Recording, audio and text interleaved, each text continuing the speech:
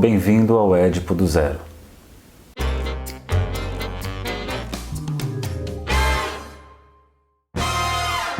Daremos início agora ao Édipo do Zero, serão 17 aulas percorrendo esse assunto, que é um assunto que é muito associado a Freud. Você fala de complexo de Édipo, fala de Édipo, você associa a Freud, meio que Freud ajudou a popularizar isso, que é um mito, né? Um mito mais antigo do que Freud, bem mais antigo. É interessante então localizar onde a gente pode começar a pensar no Édipo na história de Freud, na sua teoria. Freud teve como interlocutor inicial o Fliess, um cara para quem ele escreveu muitas cartas, escrevia, recebia, meio que foi o outro do Freud, foi entre aspas o analista do Freud, o número 0 dos analistas. Freud foi o primeiro psicanalista, o Fliess o 0. Então ele escrevia muito para o Fliess e ele tinha uma teoria da sedução, que ele vinha já desde os estudos sobre histeria, que pensava que a histeria era decorrente de um trauma sexual acontecido na infância. Esse trauma sexual ele era decorrente de uma sedução feita por um adulto com relação a essa criança, em geral o pai, o tio. O problema é que se você tivesse, se essa teoria de fato se validasse, você teria uma quantidade gigantesca de abusadores, né, de adultos perversos, e Freud começa a questionar. E também tem uma cena famosa em que ele está ali meio que assistindo a mãe se trocando, e aí então, para não reconhecer o movimento ativo dele, ele inverte e diz que a mãe se exibia para ele, até que então ele se encoraja a pensar essa questão. Então, baseado principalmente nesses dois pontos, Freud começa a questionar a sua teoria da sedução, e ele vai chegar numa carta de 21 de setembro de 1897 e vai dizer: "Não acredito mais em minha neurótica". Então, significa o quê? Não acredita mais nessa teoria da sedução. Então ele vai começar a pensar de uma outra forma, e tempos depois ele escreve uma outra carta para o Fliess, uma carta que ele vai dizer que ele se vê então nesse lugar que Sófocles descreve no seu Édipo, e ele vai dizer assim, deixa eu pegar a página aqui, 59, que ele vai dizer, é uma carta de 15 de outubro de 1897, então pouco tempo depois. A lenda grega captou uma compulsão que todos reconhecem porque todos a sentiram. Cada espectador foi um dia em germe na imaginação um Édipo e se aterroriza diante da realização de seu sonho transposto na realidade. Estremece diante toda a dimensão do recalcamento que separa seu estado infantil de seu estado atual. Assim inventava o modelo do homem edipiano no exato momento em que passava de uma concepção traumática do conflito neurótico para uma teoria do psiquismo inconsciente. Então aqui essa é uma grande passagem. É importante localizar que o Freud então ele faz essa percepção, né, por onde a coisa está caminhando na clínica.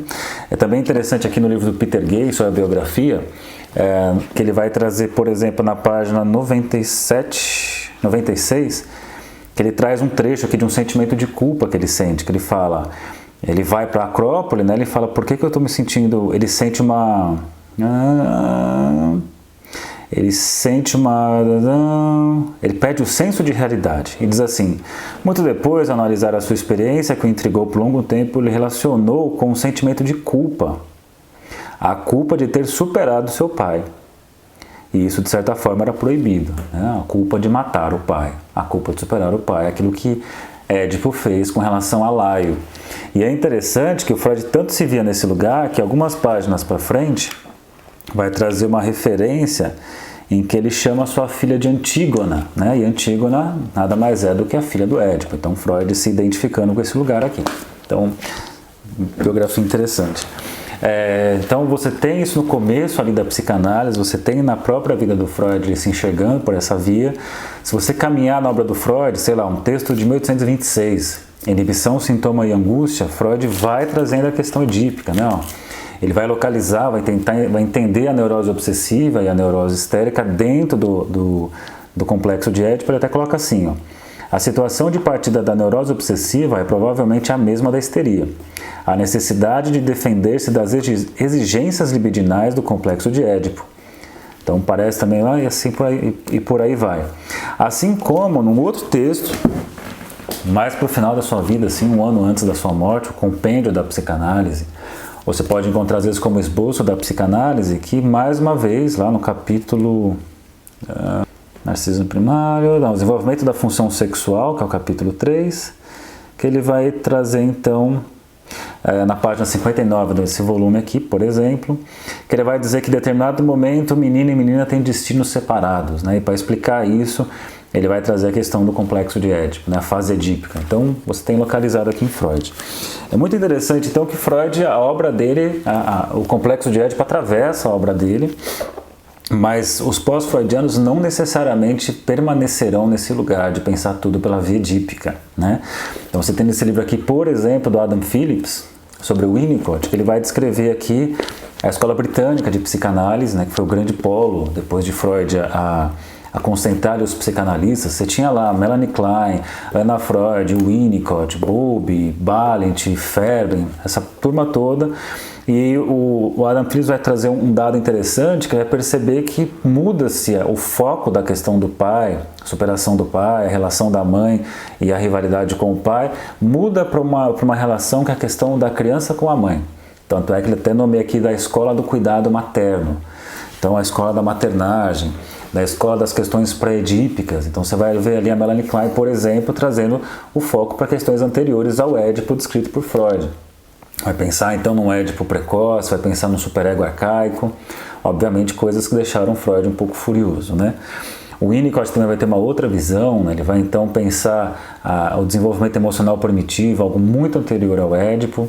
Tanto é que tem um importante teórico, né? O Loparic, que ele faz essa leitura, ele pensa no Winnicott como um novo paradigma, né? Então ele vai dizer assim, enquanto o paradigma freudiano é a criança andarilho na cama dos pais, o paradigma winnicottiano é o bebê no colo da mãe. Essa tem uma série de autores que compactuam com ele, clínicos, e pensam numa clínica por essa via, né? Então, assim, uma outra forma de pensar, você vai ter o pessoal também do movimento do anti-édipo, né, que vai questionar também o paradigma edipiano.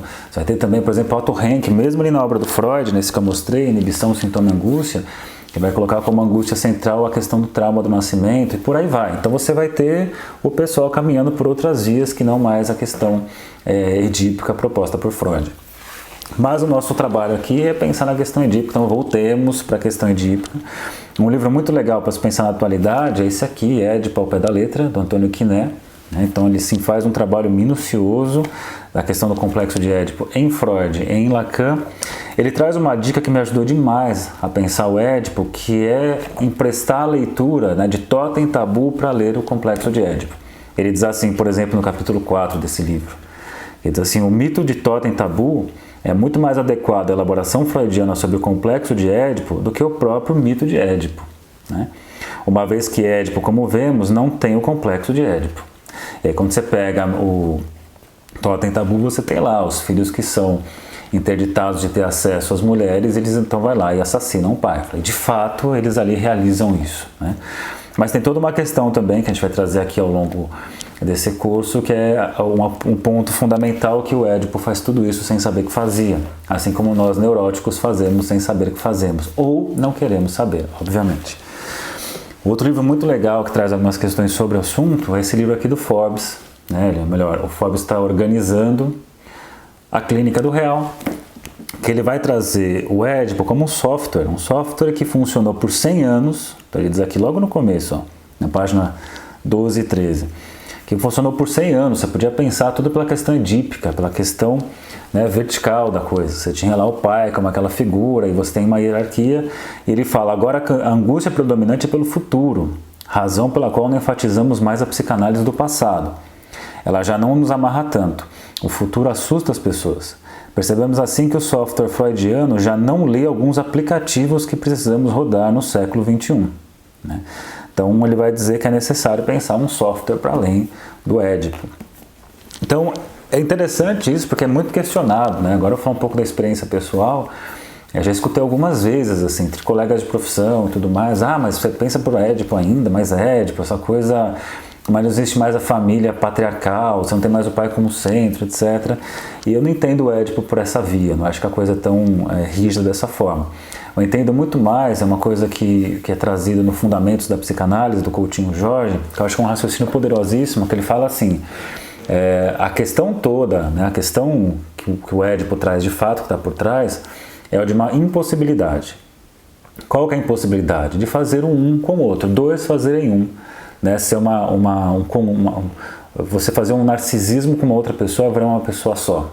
Quase a tentativa do mito do andrógeno, né, da Aristófanes. Então ele vai dizer assim, só que como é que você fala do impossível? Aí ele fala, Freud, para falar do impossível, usou o proibido. Então, quando você pega o Édipo, você usa o raciocínio do que é proibido a ser feito para revelar o que tem de impossível por trás disso. Então, por conta desse... Não foi a partir disso, né? Mas esse raciocínio me ajudou a entender por que eu ainda escutava o Édipo. Não é que necessariamente tem que ter uma família burguesa europeia dos anos de Freud, não é isso. Mas muito mais assim, que o raciocínio edípico da impossibilidade, né? Ou melhor, da proibição, o raciocínio edípico da proibição. Olha que interessante o Mato Falho, né? Já mostra a impossibilidade ali. Então o raciocínio da proibição edípica revela o que está por trás da impossibilidade desses corpos se juntarem em um só, fazendo um, o que seria o sonho, né, o sonho incestuoso, o desejo incestuoso. E aí, então, por fim, vou fazer uma breve citação que esse vai ser o livro do curso. Vocês acham muito fácil na internet, é só colocar lá Édipo Nácio PDF, vai aparecer um monte de sites que tem, né? Tipo aquele Lacan em PDF, tem muita coisa. Quer dizer, tem tudo lá, né? Mas também assim, se quiser gastar um pouquinho de dinheiro, é baratinho esse livro, eu acho que é um livro de cabeceira, você vai usar muito na sua clínica.